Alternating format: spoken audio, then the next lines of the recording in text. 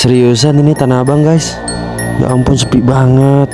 Ini kios-kios itu pada tutup semuanya. Di kiri kanan itu ada tulisan dijual atau dikontrakan. Dan ini juga sepi banget guys. Sumpah ini pada kemana ya? Ini satu lorong nih sepi banget, ini semua habis, ini tutup semua nih. Coba kita naik ke atas dan hasilnya juga aduh si ampun sepi banget.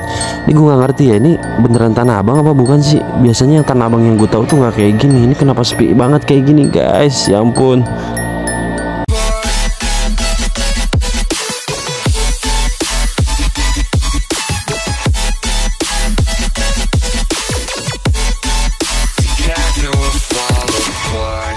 Assalamualaikum warahmatullahi wabarakatuh. Balik lagi di channel Esox TV. Kali ini gue bakal ngebahas terkait dengan gimana situasi terkini dari pasar Tanah Abang. Nah, kali ini gue udah ada di depan pasar Blok G. Yang kita lihat nih, depannya ada, belakang gue ada pasar Blok G. Nanti gue akan ke pasar Blok A, B, C, E, D, dan F, dan sampai sebagainya. Nah, pokoknya nanti kita lihat posisi di dalam itu kayak gimana. Gaskan aja kita walking around bareng gue yuk di pasar Tanah Abang. Oke, sekarang kita coba aja langsung masuk ke pasar Tanah Abang. Ini gue posisi abis dari stasiun Tanah Abang, itu langsung aja jalan melalui lorong yang sudah disediakan menuju ke pasar Tanah Abang ya guys ya.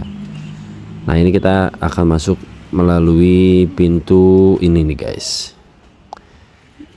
Nah di bagian sini karena ini adalah pintu masuk ya antara stasiun Tanah Abang dan menuju ke blok-blok yang dari Tanah Abang, di sini tuh masih agak sedikit ramai guys. Jadi yang ramai itu adalah pedagangnya.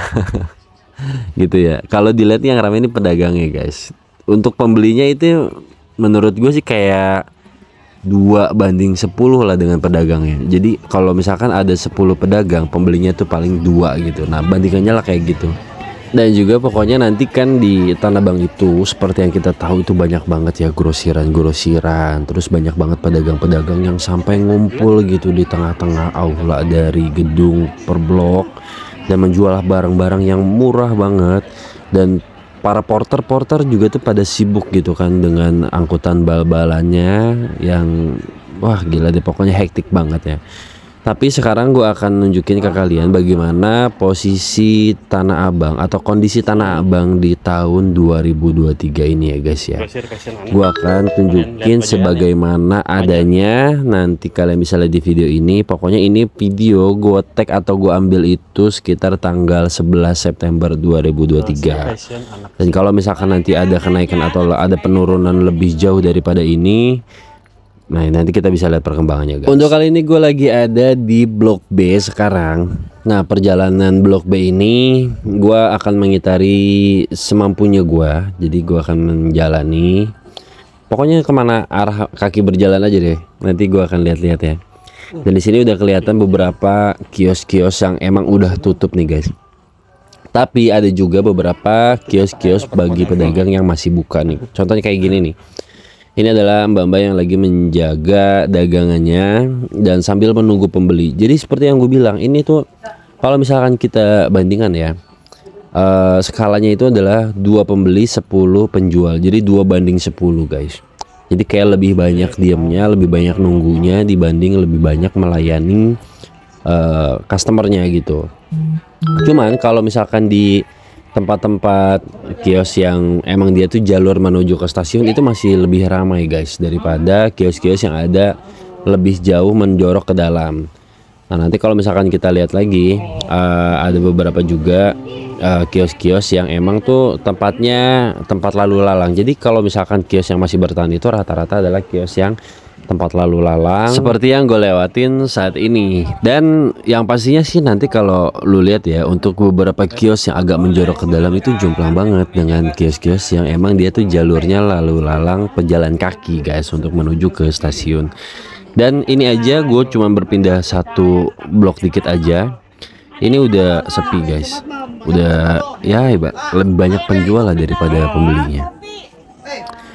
Ya kalau kita lihat lagi, ini kayak ada ibu-ibu juga kayak lagi ngeliatin handphone aja gitu. Nggak bersemangat untuk kayak silakan boleh atau menawarkan dagangannya karena emang udah sepi gitu. Mungkin si ibunya juga kayak udah hopeless gitu ya. kira-kira nih apa nih solusinya nih buat si para penjual di pasar Tanah Abang ya? Karena beberapa dari penjual pasar Tanah Abang itu udah beralih juga dari penjualan yang cuma di toko atau offline, dia udah beralih ke online. Jadi ada yang sudah menggunakan TikTok, ada yang sudah menggunakan Shopee, Tokopedia untuk membantu meningkatkan penjualan dari tokonya guys. Cuman ada minusnya ya kalau menurut gua. Misalkan kayak kalau si penjualnya kan, kalau di Tanah Abang ini kan sebenarnya kan harga grosir ya. Kalau misalkan ada beberapa toko ini kan harganya grosiran.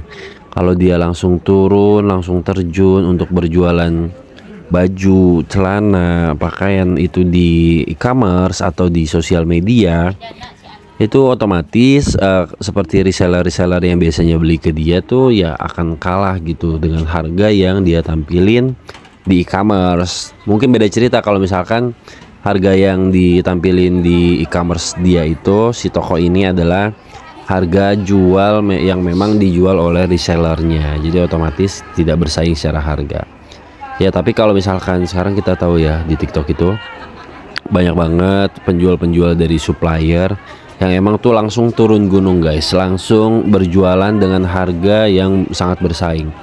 Dan kita juga pembeli kan otomatis kalau misalkan ada yang lebih murah dengan barang yang sama ya kita akan mencari barang yang lebih murah gitu kan, dengan harga yang lebih murah dengan barang yang sama. Ya itu wajar sih menurut gue ya. Dan juga kan nggak semua masyarakat itu langsung pindah ke online ya. Ada beberapa masyarakat juga yang emang masih menyukai untuk belanja offline. Dan dia masih kayak pengen megang barangnya, pengen lihat langsung gitu kan. Jadi kalau misalkan kalian pernah baca-baca tentang fundamental digital marketing atau fundamental marketing ya, ada yang namanya first moment of truth. Jadi itu yang biasanya konvensional masyarakat kita sih. Dulu itu kan kita tuh sering banget kalau misalkan mau belanja tuh emang harus ngelihat langsung barangnya. Misalkan nih kayak ada baju baru keluar atau TV yang baru keluar di pasaran gitu, model-modelnya tuh kayak gimana, bahannya kayak gimana, terus TV-nya itu kayak gimana modelnya, terus pengen lihat langsung gimana kualitas layarnya, kayak gitu tuh. Masyarakat kita tuh lebih banyak untuk confront with product atau misalkan bertemu langsung dengan produknya. Jadi dia pengen lihat langsung, dia pengen sentuh produknya, dia pengen dengar suaranya, dia pengen lihat kayak gitu deh pokoknya. Baru nanti ada yang namanya second moment of truth, ya itu adalah ketika dia udah tahu nih produknya tuh kayak gini. Nah itu adalah experience-nya. Jadi dia sudah mengalami experience di second moment of truth. Nah tapi di tahun 2023 ini, apalagi di zaman digital marketing, di mana orang berpindah ke e-commerce, mana orang banyak banget untuk membuat konten di sosial media, banyak banget masyarakat itu yang sudah maju menjadi zero moment of truth. Jadi ada satu level lagi di atas first moment of truth, yaitu adalah zero moment of truth, yang mana itu adalah yang terjadi di generasi sekarang. Kayak kita nih kalau mau beli baju nih, pakaian nih, kita pasti akan nyari dulu melalui review, melalui sosial media, melalui internet, atau melalui baca di artikel-artikel. Contoh misalkan kita mau beli handphone ya, anggaplah yang paling banyak case-nya tuh di handphone. Ada keluaran terbaru, misalkan Samsung S23 baru keluar. Nah itu kita tuh nggak langsung beli Samsung S23 itu hanya dengan melihat si iklan Samsung di televisi atau di pamflet-pamflet atau di brosur di mana gitu ya. Tapi kita kayak buka YouTube dulu, nonton Gadget In, kayak gimana sih experience yang diterima oleh Gadget In ketika dia sudah memegang Samsung. Nah, jadi banyak banget masyarakat kita yang nggak mau langsung ke first moment of truth dan zero moment of truth, tapi dia ingin melihat orang yang mereviewnya. Nah, orang yang mereviewnya itu orang yang mengalami first moment of truth dan zero moment of truth. Yang mana yang tadi gue bilang, first moment of truth itu kayak orangnya megang langsung barangnya, dan second moment of truth itu adalah experience atau pengalaman ketika udah megang barang itu kayak gimana. Nah itulah yang di review dan yang dicari oleh orang-orang yang berada di level zero moment of truth. Jadi orang-orang yang mencari ulasan atau penilaian dari orang lain terlebih dahulu sebelum dia beli barang tersebut. Dan juga nih ya, menurut gua di pasar Tanah Abang itu kan, kalau dulu kita mengenal yang namanya pasar Tanah Abang tuh udah pasti murah gitu. Barang-barangnya tuh udah pasti lebih murah daripada yang ada di manapun. Ya karena memang mereka itu adalah supplier gitu kan. Dan sekarang sudut pandang itu tuh menurut gua udah mulai luntur dari Tanah Abang, karena banyak banget nih kalau orang-orang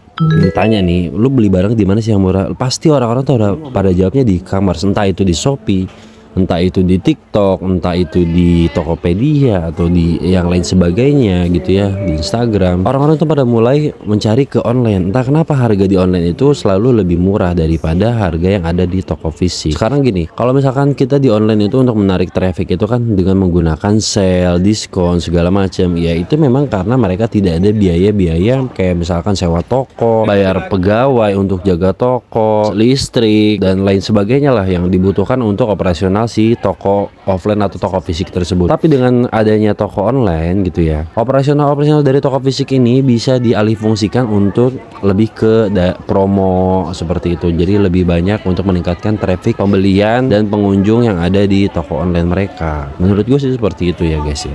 Dan buat kalian yang memang punya pendapat sendiri, analisa sendiri kenapa sih sekarang toko Tanah Abang, toko-toko yang dari Tanah Abang ini udah mulai sepi dan pengunjungnya banyak berpindah beli ke toko online, itu kenapa? Why? Kalau misalkan kalian punya pendapat silahkan tulis di kolom komentar guys. Sambil kita jalan, kita lanjut lagi ngeliat-liat di area dasar ini ya guys ya. Nah dulu ini guys, di area dasar ini tuh sumpah ya berdesak-desakan, sampai kita tuh kalau mau jalan itu mepet-mepet lah dengan orang ya guys ya. Dan sekarang mbak-mbaknya aja ada di depan gitu untuk menjajakan, untuk bilang boleh, dan dia tuh jadi kayak ngasih tahu nih, bajunya nih boleh nih kak, bajunya kak harganya cuma segini kak, agar bajunya itu dilirik oleh pembeli yang kebetulan lewat di jalur ini, dan mudah-mudahan sih dibeli gitu ya oleh para pembelinya.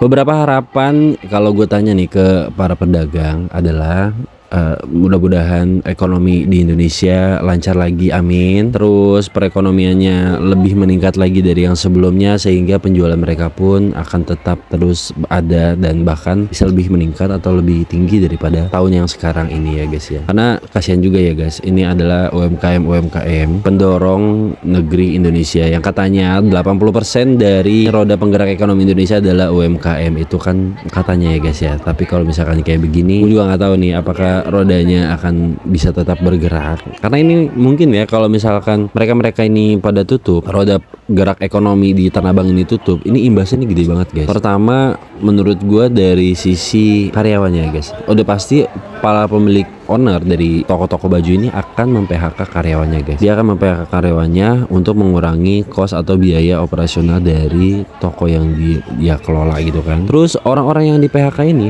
otomatis mereka juga nggak punya pemasukan guys, dan otomatis daya belinya juga turun. Udah mana ekonominya lesu, daya beli turun, terus karyawan-karyawan di PHK makin membuat daya beli dari si karyawannya juga turun. Contohnya gini, misalkan dia awalnya sebelumnya punya gaji, nah gajian itu untuk jajan, untuk beli baju, untuk beli makanan, untuk jalan-jalan ke daerah wisata. Nah dengan di PHK-nya karyawan-karyawan ini akan mengurangi pengeluaran yang tadi gue sebutin gitu kan. Jadi mereka jadi nggak jajan, mereka jadi nggak beli baju baru, mereka jadi nggak beli makanan di UMKM, dan mereka tinggal jalan-jalan ke tempat wisata-wisata, yang mana itu nanti berimbas juga ke sektor yang tadi gue sebutin gitu kan. Kayak UMKM jadi sepi, tempat wisatanya jadi sepi, tempat makanannya jadi nggak ada yang beli ya, karena ada yang beli turun gitu. Oke guys, sekarang kita lanjut lagi aja. Kita jalan ke bagian tas-tas nih guys. Ini di bagian tas dan jaket-jaket juga agak sepi ya guys ya. Bukan agak sepi, sini ada sepi ya. Ini ada bagian percetakan kaos juga di sini. Dan kalian bisa lihat sendiri lah pokoknya lah. Pas banget ini 2:10. 2 pembeli dan 10 penjual guys. Ini gue naik ke atas nih, ya ampun guys, ini tuh udah sepi banget guys. Ya Allah guys, kasihan banget ya kondisi Tanah Abang jadi seperti ini. Ya Allah, mudah-mudahan perekonomian Indonesia ini lebih maju lagi, lebih lancar lagi, amin amin amin ya Allah ya rabbal alamin.